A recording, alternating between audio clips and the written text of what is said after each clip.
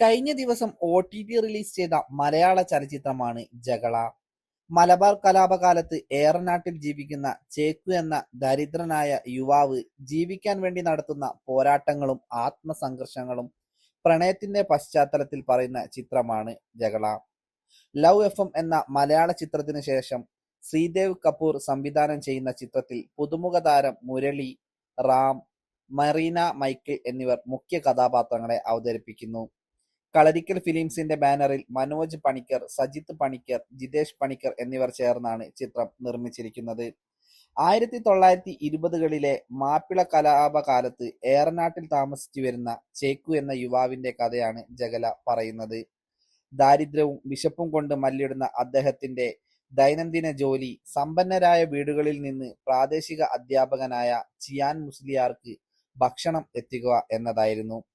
പലപ്പോഴും മുസ്ലിയാർക്ക് കിട്ടുന്ന ഭക്ഷണം കണ്ട് കൊതി തോന്നുന്ന ചേക്കുവിന് അതൊന്ന് കഴിക്കണമെന്ന് ഇടയ്ക്ക് പൂതി തോന്നാറുണ്ട്. എന്നാൽ ഒരിക്കൽ പോലും മുസ്ലിയാർ ചേക്കുവിന് വിശക്കുന്നുണ്ടോ എന്നും ഭക്ഷണം വേണോ എന്നും ചോദിച്ചിട്ടില്ല. വലിയ വീട്ടിൽ നിന്ന് കൊടുത്തുവിടുന്ന കഞ്ഞിക്കൊപ്പം പൊരിച്ച മീനും ഉണ്ടാകും.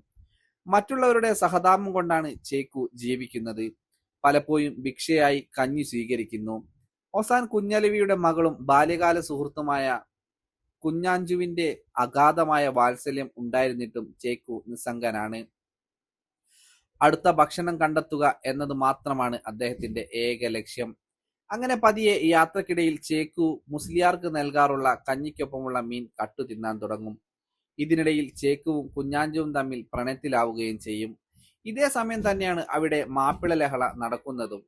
പുഴയ്ക്കക്കരെ നിന്ന് പതിയെ ലഹളക്കാർ ഇക്കരെ എത്തി തുടങ്ങും. വാര്യംകുന്നന്റെ നേതൃത്വത്തിലുള്ള ലഹളക്കാരുടെ ലക്ഷ്യം ജന്മികളായ സാധാരണക്കാരായ ഹിന്ദുക്കൾ തന്നെയായിരുന്നു. പതിയെ അവർ ജന്മിയുടെ വീട്ടിൽ ജോലി ചെയ്യുന്ന സ്വന്തം സമുദായക്കാരെ കൂടെ കൂട്ടി. ലഹളയ്ക്ക് ആഹം കൂട്ടാനായിരുന്നു ഇത്.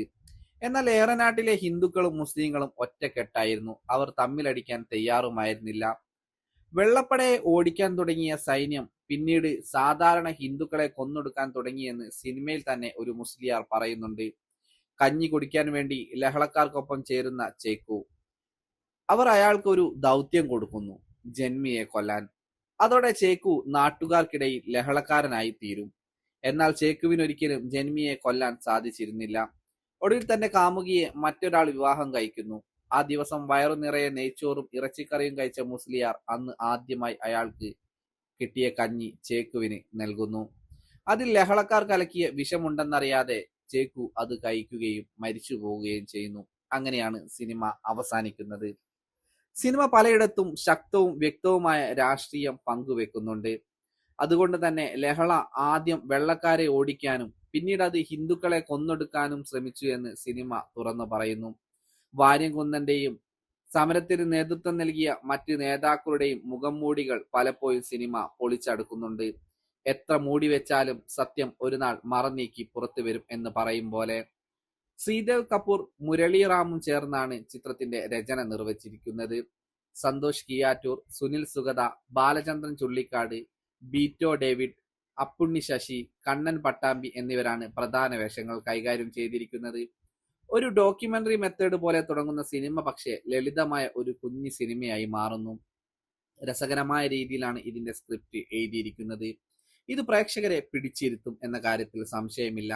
എന്നാൽ അഭിനേതാക്കളിൽ ചിലർ വളരെ മോശമായി അഭിനയിക്കുകയായിരുന്നു എന്ന് പറയാം. ചേക്കു എന്ന പ്രധാന കഥാപാത്രം ചെയ്ത വ്യക്തി വളരെ മോശമായ സെലക്ഷൻ ആയിരുന്നു എന്ന് ഉറപ്പിച്ചു പറയാൻ സാധിക്കും. അഭിനയം എല്ലാം സത്യം പറഞ്ഞാൽ വെറുപ്പിച്ചു. മുസ്ലിയാർ എന്ന വേഷം ചെയ്ത വ്യക്തി മികച്ച ഒരു അഭിനയമാണ് കാഴ്ചവെച്ചത്.